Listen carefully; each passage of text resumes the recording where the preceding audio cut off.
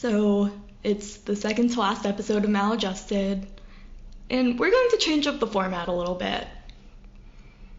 You're not going to hear me butting in as much, giving some scripted context clues, but instead you're going to hear a conversation between me and 3 generations of Black SMU students. Yeah, a grandfather, a mother, and 2 daughters. When my friend Nia told me that she knew about these 3 generations of Black Mustangs, I was blown away. For one thing, I was amazed that the math worked out that even made 3 generations of students of color possible. I mean, the Civil Rights Act and desegregation of higher education, that just happened in the span of history. But that also means that a student attending SMU in the class of 1960 felt so optimistic about his education that he decided to send his daughter to SMU. And she felt the same, so she sent her daughters to SMU.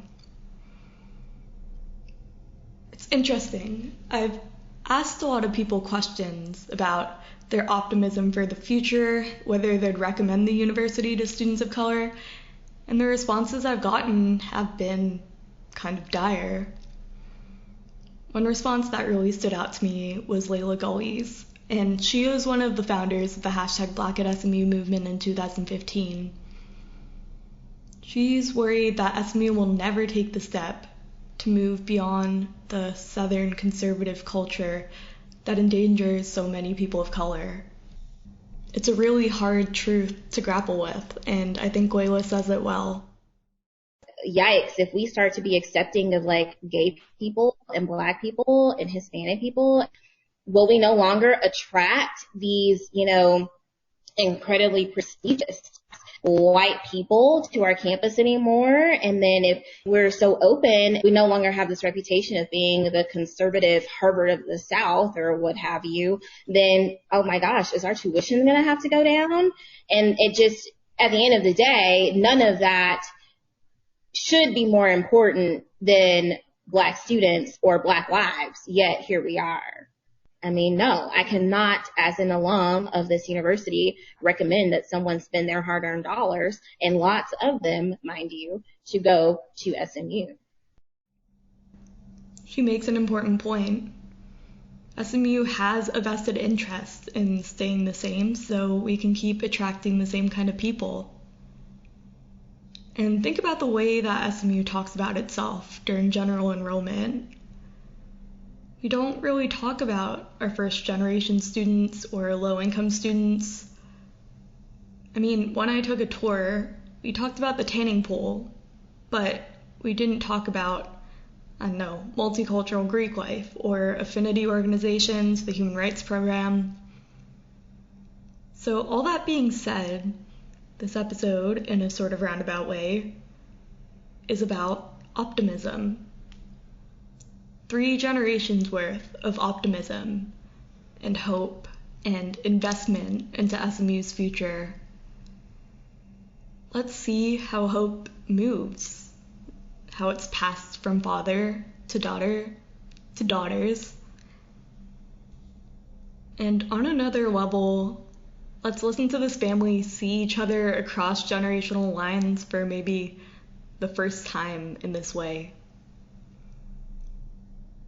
My name is Shara. I'm a human rights fellow, and this is Maladjusted. Being an SMU Mustang to me means that you adopt the whole spirit of the place and love the campus. Athletics is an important part of SMU. We were playing the cocktail. I don't like to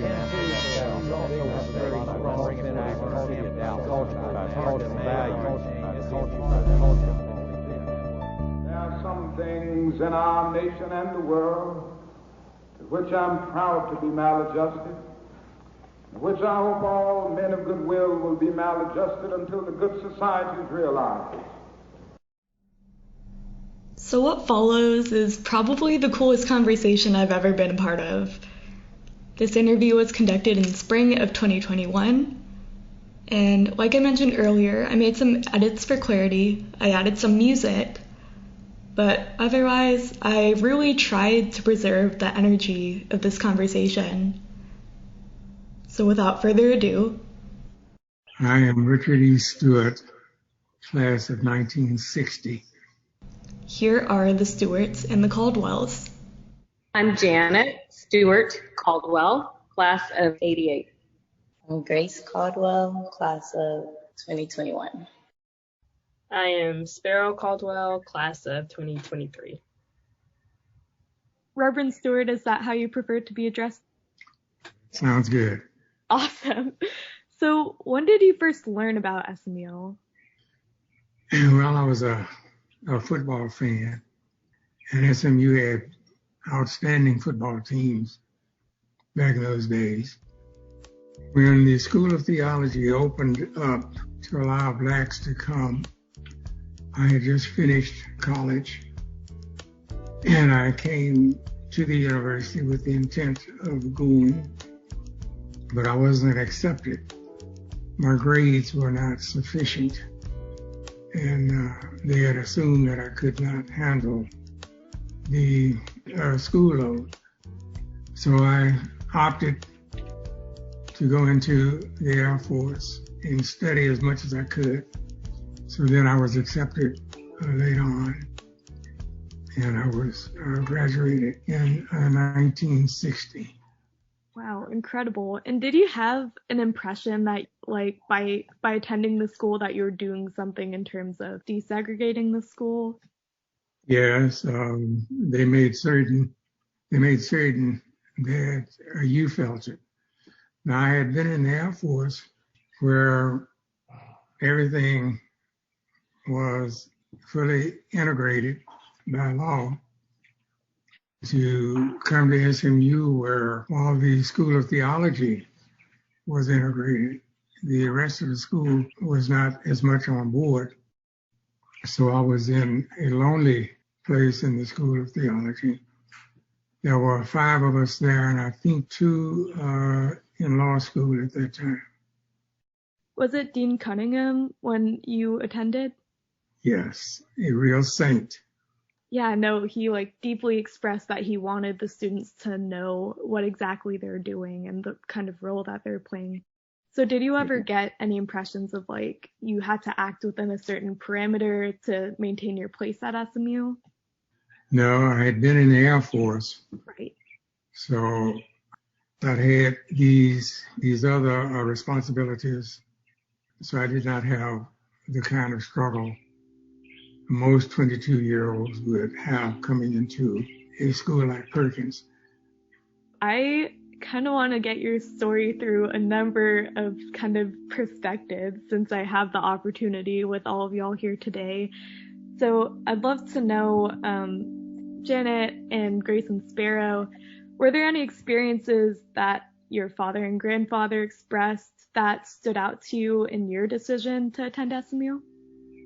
I pretty much knew I was going to go to SMU very early on. The football fandom, of course, was something that my family did, as it was one of our family outings. So we had a lot of, good times with that. But I knew that my father had gone to SMU. I, heard the stories. I understood what it took for him to be able to get into SMU. I understood the sacrifices that he made to be able to do that. And every time he talked about SMU, he talked about it as a blessing and something that really shaped the course of his life. So I knew that this going to college was going to happen for me. And I knew that if I too could go to SMU, that this would be an achievement. And I think what shaped it for me was my dad's enthusiasm just as a person, right? His alma mater was one. But then I could recognize the value of an SMU education. And I felt prepared because I had grown up in integrated environment and had gone to school with smart kids and, relatively decent style of living, right? So I didn't feel any kind of economic exclusion or even racial exclusion or even academic exclusion, right? So I felt like I could belong. The experiences, if we're gonna, talk more about that, then I can definitely tell you what the experiences were. But there was no doubt in my mind that I could thrive at a school like SMU, and I had the ability to stand on the shoulders that was already created, and that was my dad had done that. So. Wow. So Reverend Stewart, you expressed a lot of enthusiasm about SMU, and you had a lot of hope in the experience your kid could have. Is that right? Yes. Jan came to SMU and had quite a career there. She was able to attain unto things which I could not. So it was a totally different experience for her. What are some experiences that you had that might have distinguished your experience from hers? She was a very, very bright young woman, and she was graduated from a high school which prepared her superbly for college. I'd gone to an all-black school, so I had to adjust to my sisters and brothers of a different race. She was able to do that very easily. Right. Was that deliberate on your part? Did you want her to feel more prepared to enter that sort of different environment? Yes. They had been reared in a situation in which they had been on par with every other student. From their mother is a school teacher. When we were in Dallas, and Jan was in, I guess, the 7th grade or so, the school assumed that she could not handle the classes based on race. My wife went out and talked to them and convinced them in no uncertain terms, if my daughter fails, that's okay, but don't you fail her. You give her the kind of chance. And so, of course, Jan did extremely well. Wow. Yeah, that's incredible. Y'all are just such an incredible family. Sparrow and Grace, what were your impressions of SMU based on your mom and grandfather's experiences? Well, based on my grandfather and my mother, I really saw the effects specifically of an SMU degree. In my grandfather's case, the amount of connections that he has made. Also, specifically, directly my mother. Every job opportunity that I've seen has come from an SMU connection, pushing her own yoga therapist dreams. The opportunities come from having an SMU degree. And that was something that I really want to do because of what I want to do with my life. I feel like you need to know a lot of people. And SMU, like their slogan is legit. World changes are shaped here.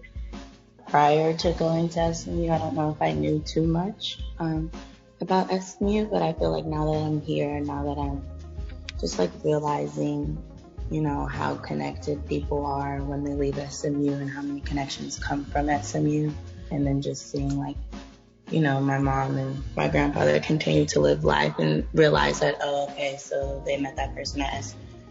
Like they always have that connection, I feel like is something I'm starting to see more, so. Grace and Sparrow, bless their hearts, they're being very modest and very supportive. But they pretty much inherited this enthusiasm in this direction for where to go to school. And while it probably was much more of an option for me, their option was pretty narrow. So this is how they ended up at SMU. And but what I want you to take away from that is why it was so important for them to attend SMU and matriculate there. One, the experience, of course, of growing up, right? I went in undergrad as a freshman, but the experience of the world. I got to see SMU in two lights, right? There's definitely the light through the lens of racism. right? Was there racism, back when my dad was there? Is there racism now? Was there racism when I was there? Undoubtedly, yes, right? Prejudice alive and well, and how was that experienced? From everything to the actual flyers that get passed out during rush about African Americans or Black people coming from apes. I don't know if that still happens today. I hope not, but definitely happened, in situation when I was there. And then even down to, girls on the floor talking about, my best friend is my maid, and, hearing that, but then really being able to come to terms with, okay, then that's good, because there's a couple of things that, is you have exposure to Black people, and it's been in a good way. And you realize that I'm not a maid, I'm a student. And you realize that you know how to give respect for your maid, you know how to give respect for any person of color who is here in a working environment or teaching role here or student peer role. So, it was opportunities of sort of turning a little bit of what could be a barrier for me to stay focused on getting my education and realizing, hey, this is a step that I can easily take and move forward.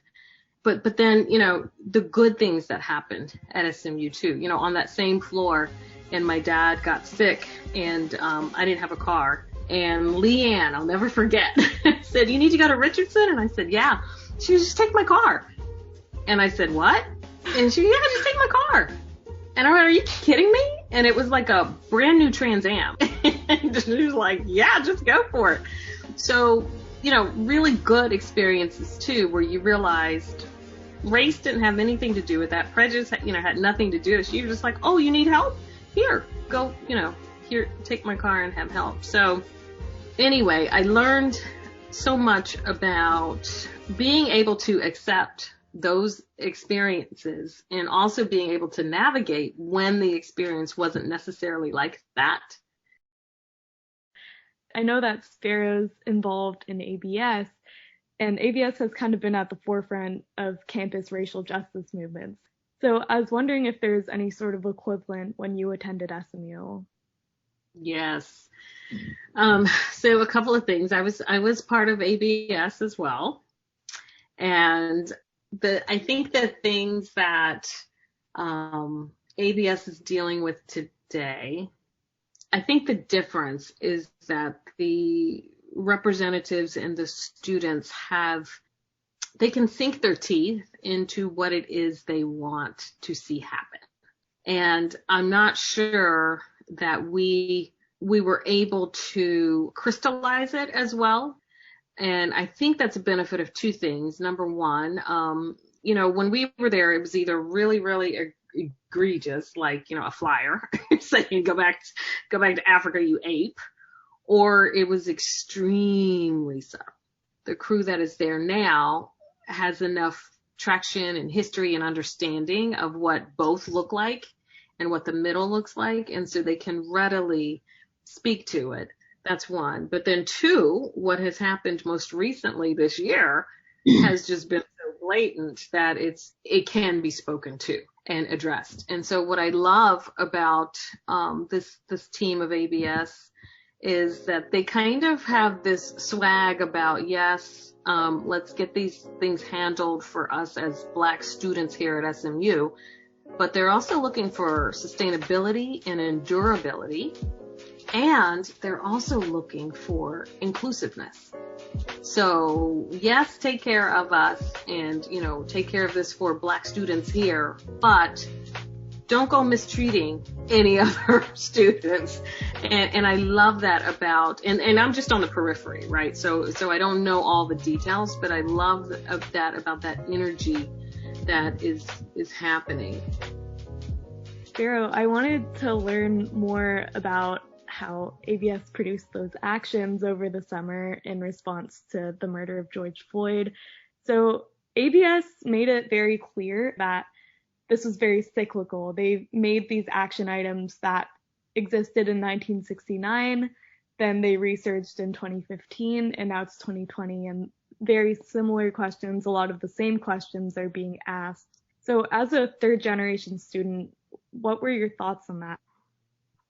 The general feel, of course, everything happened kind of back to back. You have Ahmaud Arbery, you have George Floyd, you have Breonna Taylor. Those are all hitting, and the fact that we're in the middle of a global pandemic.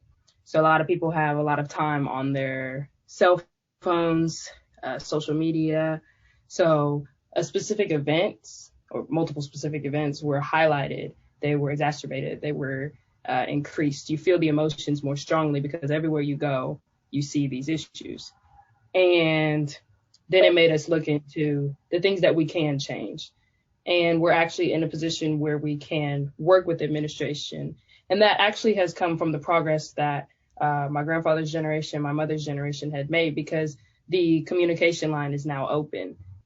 Was there any sort of unique frustration that you felt that you were writing based on demands that had been presented before? Yeah, it was tough to recognize that people had put in the same amount of work and the response was not as strong, or it didn't seem as probable or likely to actually happen. So that was hard mentally, but we were able to overcome that because the communication line now is stronger. So I feel like, yes, while we were a little frustrated, we were able to set that aside and realize, well, let's just do everything we can and see what happens there. And we're still doing that.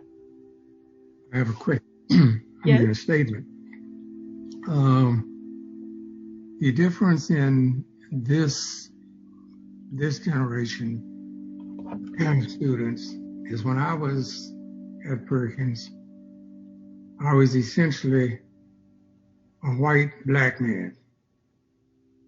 What I mean by that is you to move from the things which you had always done, which had rewarded you beautifully, to compete in a world in which the responses given had to go beyond what you had experienced and brought to the table.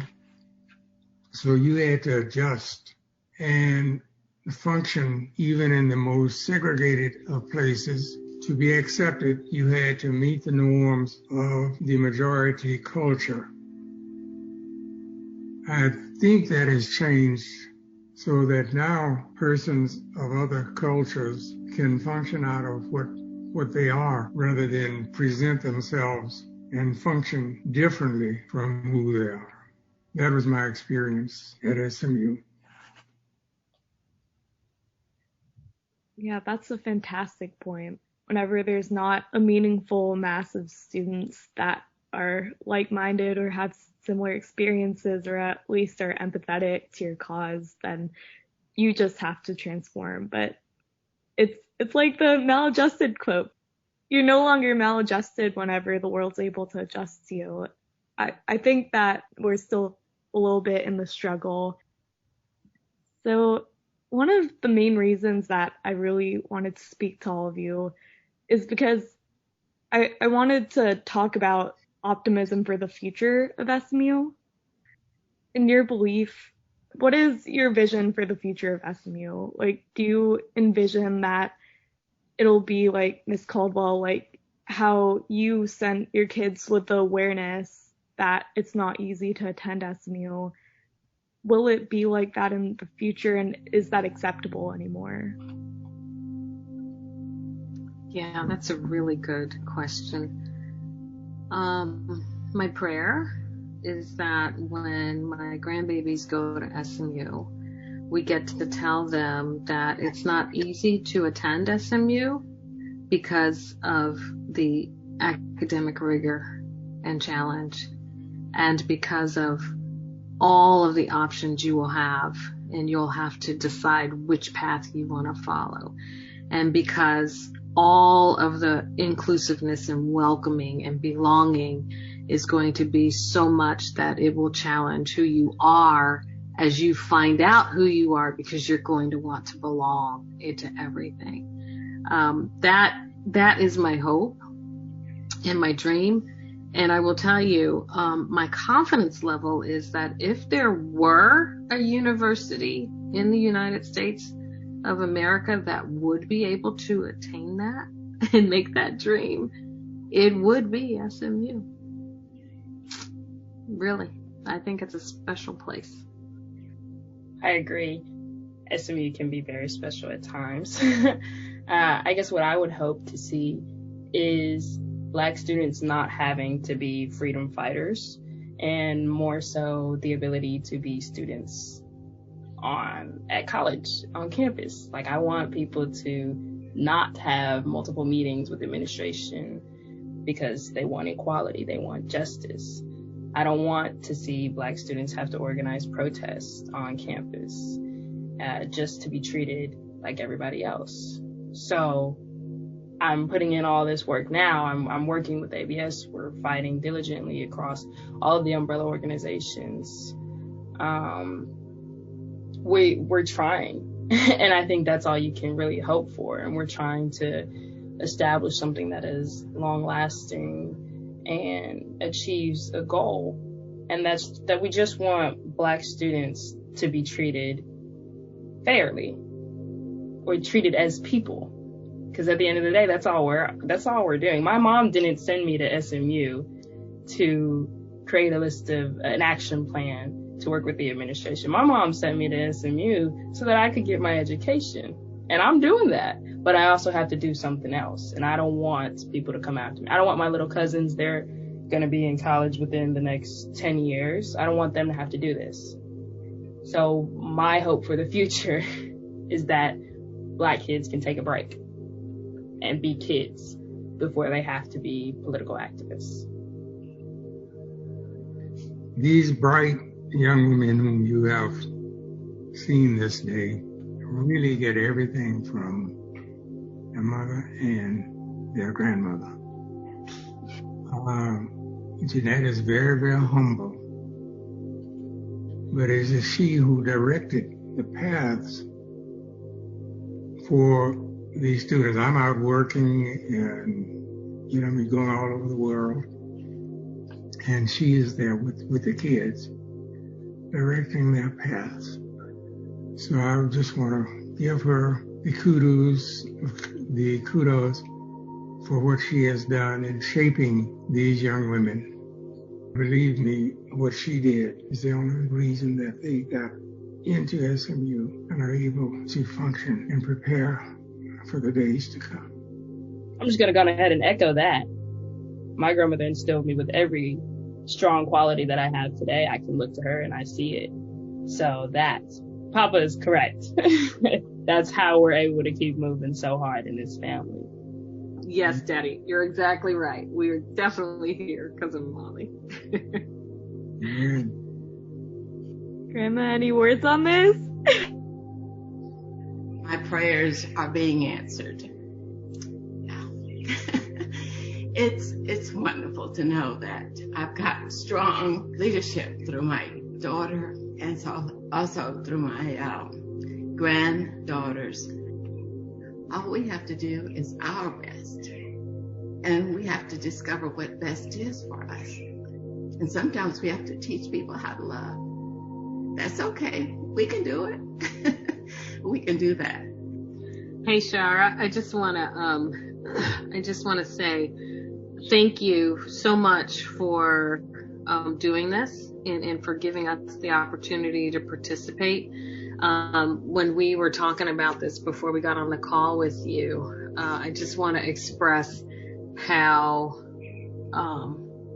we realize in this little lineage here, Daddy wanted to go to SMU and he applied, and he didn't meet the requirements at first. And so he had to hear the rejection of no. And he had to overcome what could have prevented him from taking the next step to get prepared to be able to go to SMU. God giving him the stamina and the determination to just even do it, but then realize, it's his vision and how much, that seed just got planted and has just really, coursing through this particular family. And so for you to give us the opportunity to kind of realize it amongst ourselves, we can kind of take this for granted. I just wanted to thank you, and I love the project that you're working on, and I'm so grateful that, just being associated with this school and being able to know people like you, I'm just very grateful for that. So thank you very much for blessing our family with this. Oh my gosh, thank you guys so much. Honestly, I'm really feeling it. My grandfather recently passed away, and he was not like a clergyman or anything, but he was very much reminds me of you, Reverend Stewart. So it's fantastic to get to kind of live in this space that's very familial. I'm just grateful. Y'all are being so generous to me. So as we move past this critical point in SMU's history, what's the importance of SMU reckoning with their history with race and racial justice? I think SMU has an opportunity, and they may already be doing this, and I just am not aware of it. But I think SMU has an opportunity to really come to terms economically with investments and support in areas that are going to support and sustain Black communities from beginning to end, including education, including reinvestment, including the regeneration of, finances and the cycle of it. And with the idea that they're talking about and they're thinking about the visionary strength of SMU past these generations. Yes, for sure. I think SMU is starting to realize that there is value in recognizing where you've come from and creating things for you to keep moving forward. So all the way down to the fact that their athletic programs are more than 75% Black and people of color, and this is where you generate most of your money. So you put in the work, and you can value these people for more than just their bodies. So you do that, and then you create a community. The thing is, more good comes from recognizing people as humans than more harm.